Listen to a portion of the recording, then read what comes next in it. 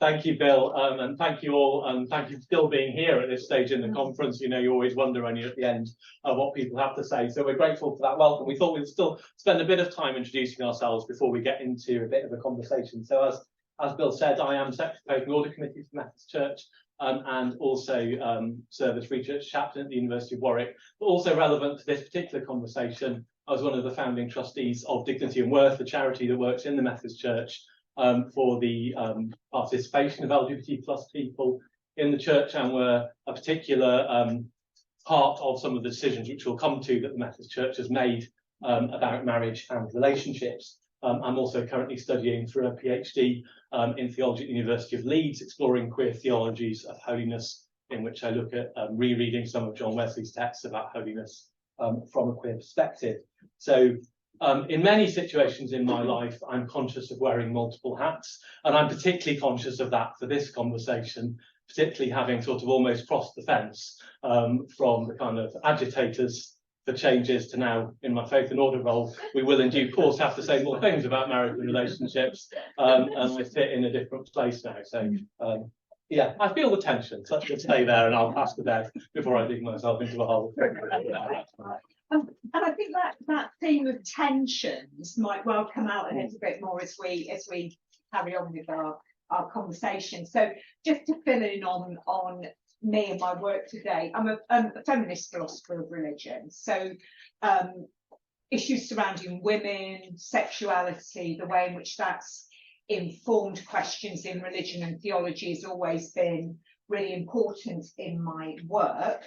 My background, although I Bill very kindly gave my full title, but although my title might stress philosophy of religion, in many ways I'm still a theologian. That was my first degree, studied here at Westminster College in theology. My doctorate, which took me more into philosophical accounts of God, was on the suffering of God, particularly through the work of Dietrich Bonhoeffer. And I think Bonhoeffer for me has always been a really significant and important figure because of the grappling with difficult issues, with tensions, and with ideas of Christian responsibility. So the fact that he was a pacifist, that is how he would have understood himself. But when it came to the rise of Hitler, there was very much a sense that he couldn't leave dealing with that situation to others, that he had to take some kind of responsibility, and as a result he became involved in the resistance movement. But throughout his life he always remained a pacifist, was how he thought about himself.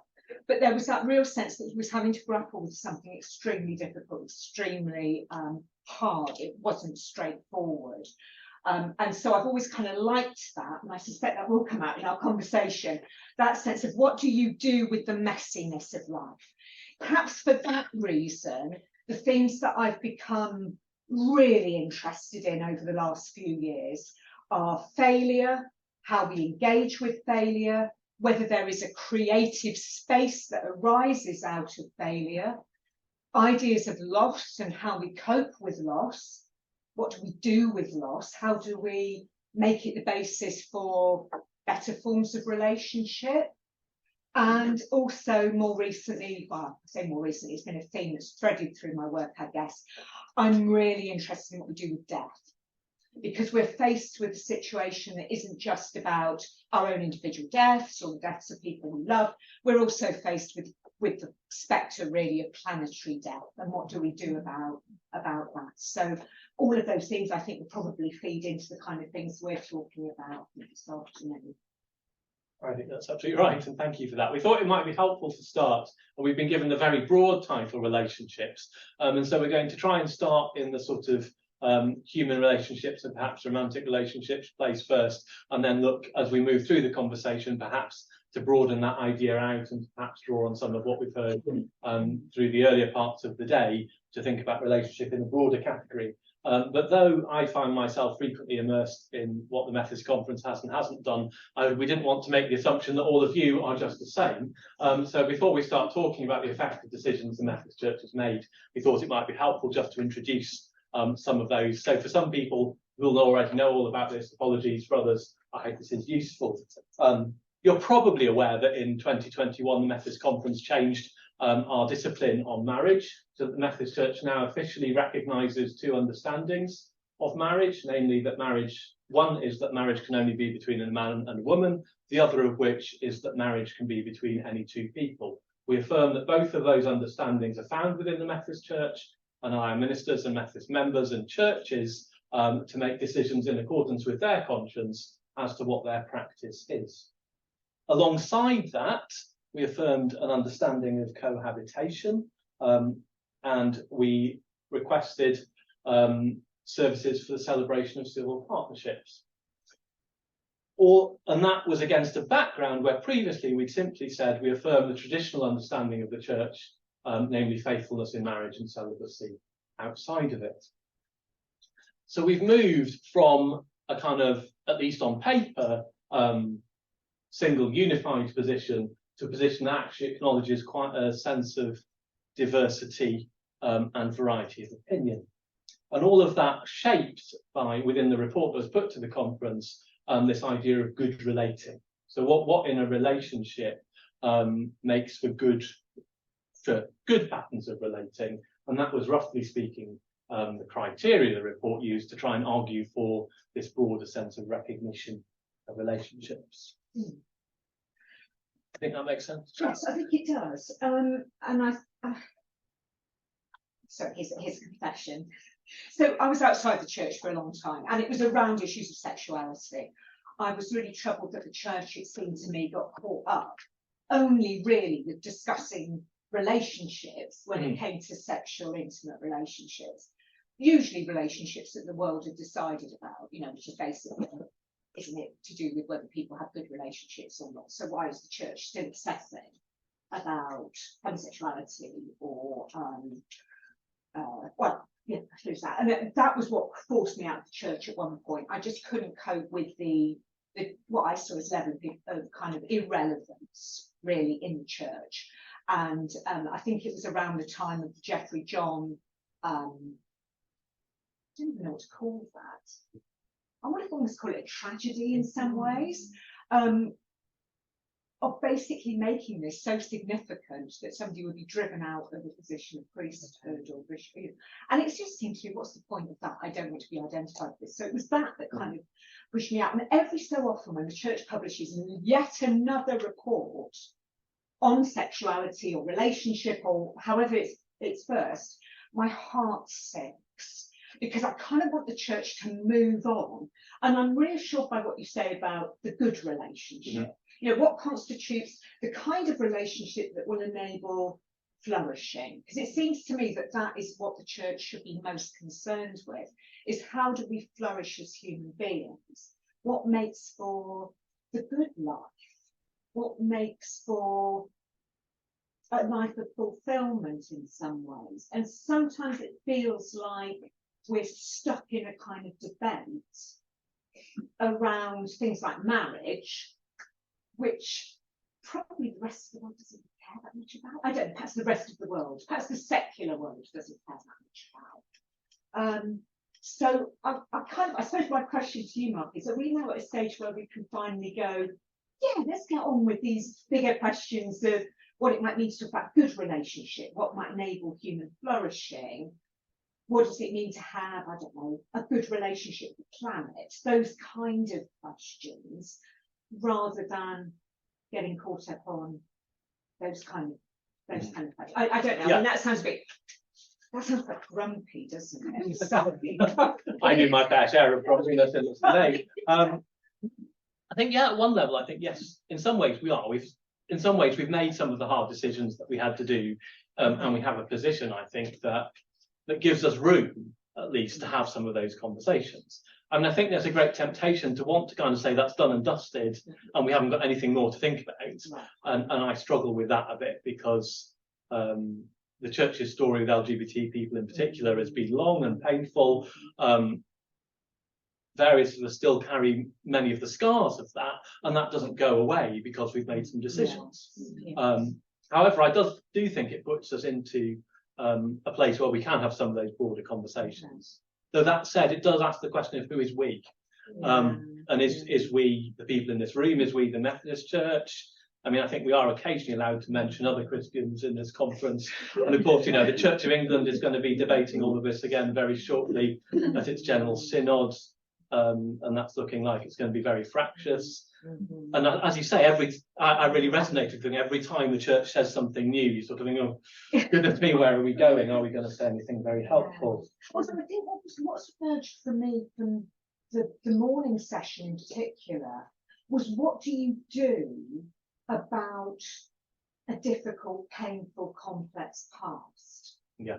And that came through particularly around that discussion of race and racism and genocide, and also inequality and injustice, actually, because it is tempting, and I see this in myself, to think, you know, things are better now. So we can just kind of, and there are figures in our past that we can be right and proud of, but there are also figures we really can't, and there are also lives that were destroyed, wrecked by some of these attitudes, ideas.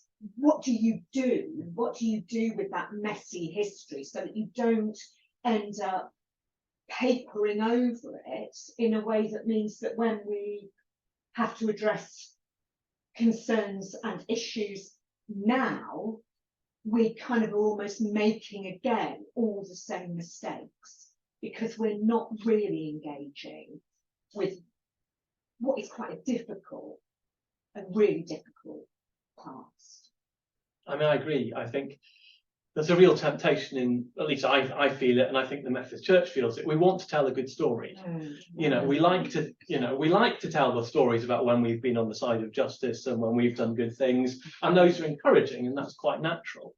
But I think there are very real stories to tell, as you say, about some of the painful things along the way. And I wonder if part of that actually is one, about being able to tell those stories and not brushing it under the carpet. When we had John was speaking in his session about truth and reconciliation process in South Africa, which you'll know far more about that than I do, but as you said, was far from perfect, but actually created some sort of space. And I wonder if there's something about that where do we tell the stories, and where do we say, and this is what it did for me, and what kind of thing does that look like? Yeah, and can that be done in a way that it doesn't feel just like you're picking at a scab? You know, is there a way of actually making that space of, I suppose, pain, messiness, difficulty, guilt, something that can potentially give way to something creative? Increasingly, I like the 3 days of Easter, for that sense that you have the kind of the immediate pain of Good Friday. You've then got this strange space on Easter Saturday, Holy Saturday, where it's kind of, how do you deal with what's happened? Can you look to the future, but you don't kind of rush on from that middle place, because something really important could come out of that. And I suppose thinking about that theme of relationships, perhaps there's something here about the extent to which we're willing to be honest, perhaps recognise our own limitations or failings, or sense of, I don't know, the need to be self-critical at some level, but to allow that to be something that isn't then just, you get so stuck in it you can't move anywhere, but you also recognise that you need that space and you need that time to really grapple with that. I mean, I think the Easter thing is a really helpful area because of its wholeness. You know, because one part of it doesn't make sense without the other parts. You know, if you jump straight in at Easter Sunday, you've lost something, but if you stay stuck on Good Friday, you know, you've missed the whole point. And I think there is something about that wholeness that actually says we can't just be sort of almost self-indulgently wallowing in the evils of our past, but equally we can't forget they're there. You know, we can't just celebrate the successes, want a better word, without that. And I wonder if that kind of loops us back to the point you had earlier about flourishing. And actually, what out of this makes for healthiness and flourishing for us? How do we've moved into this place now of, you know, the phrase is contradictory convictions, but how do we actually have good relationships across all of this and live together well when actually the legacies of it for us all are not necessarily the same? Yeah. And we bear those differently. Yeah, and I think the dangers, of course, is exactly what Harriet Harris has pointed out when she looks at the, I always get this wrong, the terminology wrong here, around the active synod and women, the acceptance of women, not acceptance or not acceptance of women priests in the Church of England, was the two integrities, and that, as I think she's written about very powerfully, I think, that there are dangers with that kind of approach, because then you end up with a situation where you, as a woman priest, might feel you're going mad because you're being told in different settings that your ministry is not to be accepted. So I think there are kind of tensions and dangers, aren't there, around that model. Much as it appeals to me at one level, in the sense that I'm increasingly interested in good conversation. What makes for a good conversation? Because we seem to have a lot of very, very, very bad conversations. Or we have great conversations. We're having a lovely conversation. Oh, we're having a really lovely one. But you know, we have kind of great conversations when we're in our silos and everyone agrees. But we seem to have really problems about how do we engage, how do we meet with people from other perspectives. And in some ways, the church kind of always feels like, to me, it should almost be able to model that. But yes, we have got something shared, but we often understand that, isn't a statement coming. We often understand that quite differently. But is it possible to have those difficult conversations in a way where we don't end up wanting to kill each other? Well, literally. Yes, but sometimes it can't. So yeah, I like that idea that we might start from a position where we recognise the humanity of the other person we're talking to, and that might then make us amenable to those kind of difficult conversations. But are there certain limits to that? And is that the problem with holding that kind of two integrities position? I think it's a really important issue to raise, and I've been sometimes a bit concerned since those decisions that I've heard sort of contradictory convictions thrown around as the answer to everything. Right. So any time we hit an issue we don't agree on, oh well, it's okay, contradictory convictions, we know how to do that, that'll be the answer. And you know, I was reading up as part of my PhD work about a case back in the 19th century in the States of the massacre, a terrible massacre of Arapaho and Cheyenne women and children near Denver. And the Methodists in the area felt this was an example of God delivering the land into their hands as God had delivered the people of Israel in the Hebrew Scriptures. Meanwhile, Methodists on the other side of the country thought this was an appalling massacre. Thou shalt not kill. And one level, different understandings. But is that actually, is that actually acceptable? I think we probably all in this room say it's not acceptable to have a theological understanding that justifies the massacre of women and children. And yet, at the other end, we can probably easily come up with examples where we say it's perfectly legitimate to have a range of views. And then, but as with all these things, it's easy to spot midnight and it's easy to spot midday. Yeah. Where do we shift from one to the other? How do we identify that? And how do we deal with each other, I suppose, graciously when we might be somewhere near the edge? Because like in Methodism, we wouldn't accept that kind of position on the ministry of women. We do accept it as regards marriage. And that's probably a debate we do need to continue to have. And how do we do that? I suppose, how do we do that in a way that... I do genuinely think this is a really important area, because I think we have to really grapple with this thing of how do we recognise differences in the way people think about things without just going, well, anything goes as well. I suppose just perhaps drawing us back to that area of sexuality, are there certain areas that you think would need further work in the church that might actually be perhaps even more contentious than equal marriage? okay, I'm thinking of polyamory, if I'm honest, which I never, well, isn't my own particular limit, prejudice, whatever. I find it extremely hard to be in a relationship, a sexual relationship, an intimate relationship with one person. Not entirely sure that I could do it with multiple. Not sure how good that would be for me, for them, for anything. Is this something that the church needs to engage with or think about? Because clearly I'm an old woman, so what do I know? But for the generation coming up, this might well be something that is... Yeah, I suppose I'm just interested. Are there you're right. things that need to be discussed and... Yeah, and there were a number of things that were named as questions that needed further thinking about, and polyamory was one of those. Right. And there was pushback on that, even because of the fact it was named as an issue that we needed to think about. Okay. You know, not because any proposals were made in connection with it. And I do think that is an issue the church needs to think about. But I'm with you, and I don't quite know the answer. I'm also, though, a bit wary of simply, have we shifted in our understanding of relationships, or have we just expanded the set of acceptable categories? You know, have we changed sort of methodologically how we approach this, or have we just added a few more things onto the bottom of the list? And I do think that's a kind of ongoing reflection that we need almost at that kind of meta level. But yeah, certainly as we go on, I think also serial monogamy is a question, because I think we kind of de facto acknowledge that now, in that, you know, well, no, not everyone's relationships last.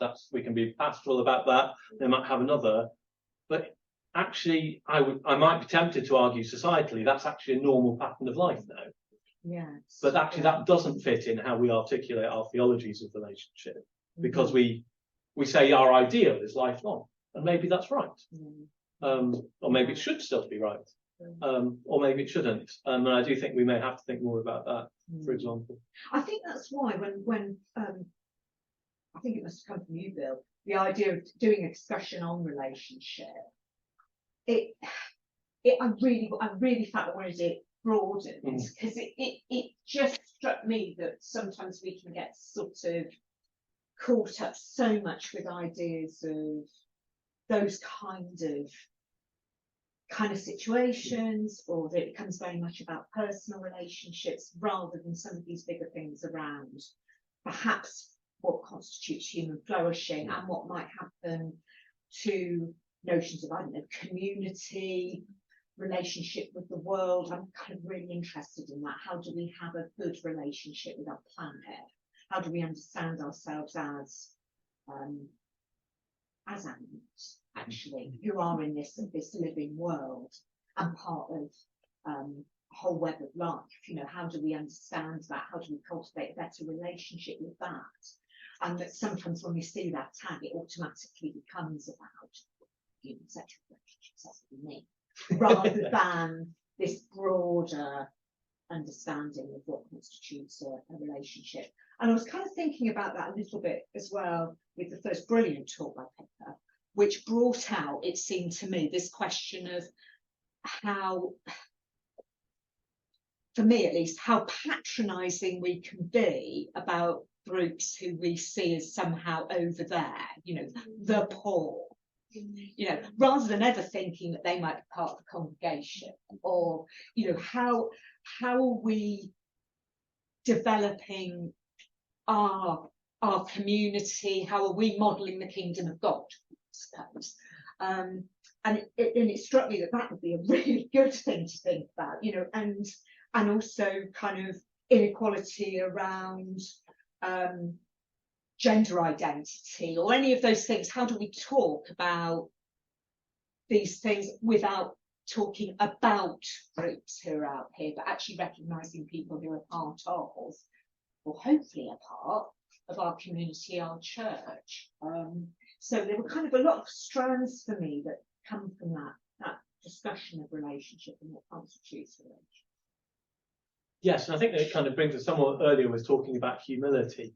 And I wonder if there is a kind of humility in this, of actually acknowledging, you know, as an individual, acknowledging my need to be in relationship with others. And I think you could then cast that broadly, and that's not just others in the sense of romantic, and not everyone does romantic and sexual relationships, but actually others in the sense of human community and then community with the planet as well. Like, you know, back to Wesley, I suppose there's no holiness but social holiness. We can't be holy solitaries if we follow Mr. Wesley. And actually we're called to that broad sense of relationship. And I really resonated with your thing about not treating it as, you know, that group over there and them and that, and we're quite good at that othering. And I also think we sometimes need the humility to admit we don't know who's in the room in different ways on this. And we can assume that, you know, oh, that doesn't affect people here. And, you know, that on a whole variety of things, whether that's sexuality or gender through to environment or whatever else. Absolutely. Who are the we? Yes. Yes. Yeah, absolutely. Yeah.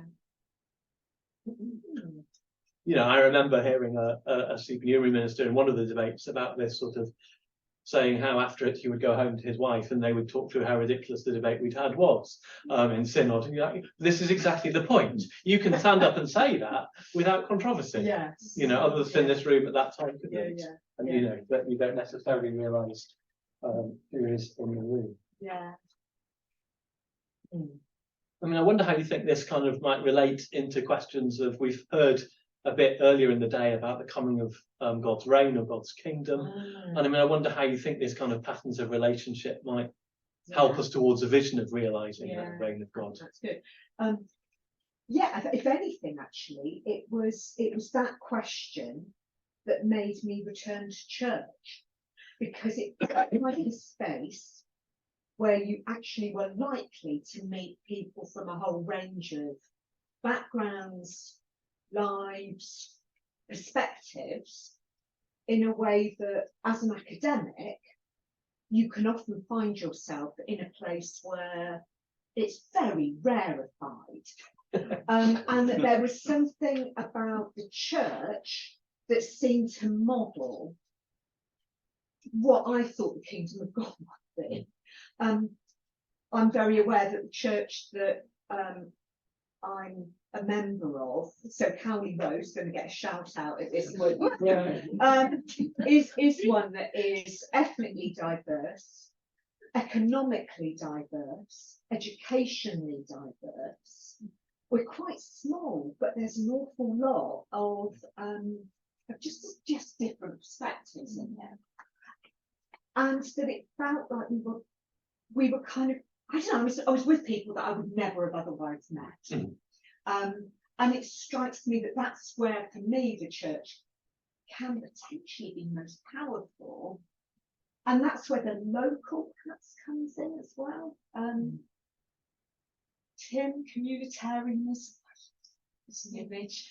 That idea that it's something to do with community, it's something to do with the reality of community, and where we are in a local place as well can be extremely helpful for that, because then you are able to perhaps make those connections that you wouldn't otherwise be able to do were you just going to work, were you just meeting with like-minded people.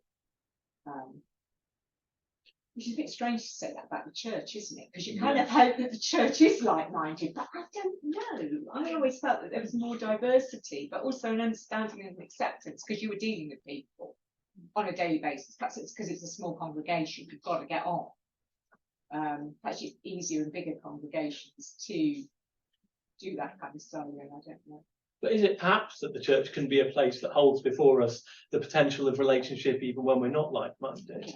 And holds that up as a value for the flourishing, that says actually, perhaps contrary to other things, you know, we join a political party because we agree with the other people in it, or at least some of them.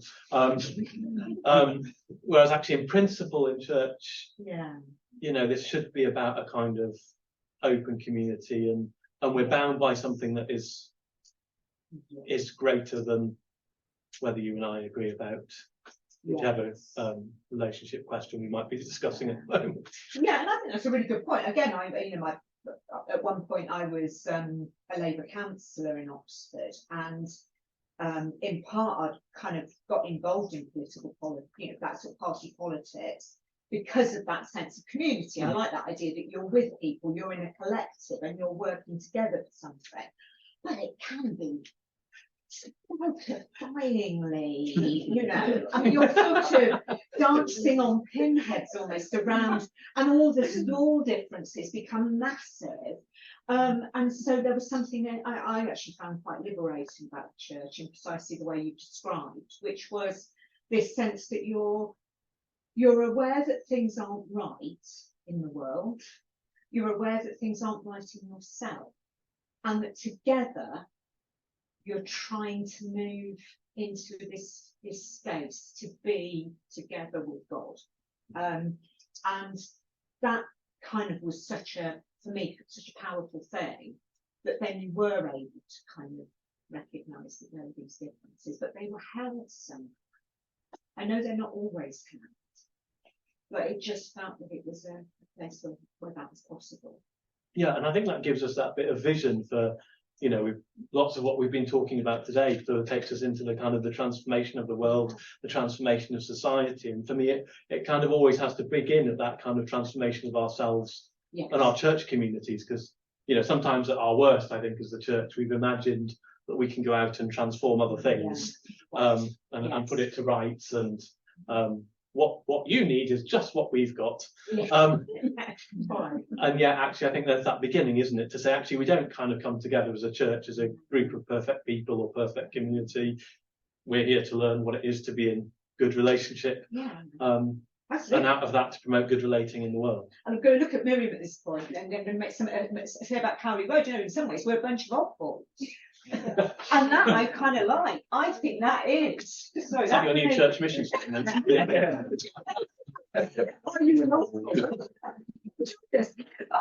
like that. Yeah. I think that is for me what an image of the kingdom of heaven might be, actually. You know, that it might actually be people who are kind of not but you know.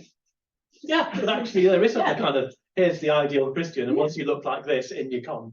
Exactly. But no, yeah, we are all odd in our own. Yeah, that's right. Perhaps you ought to cut that bit, Bill.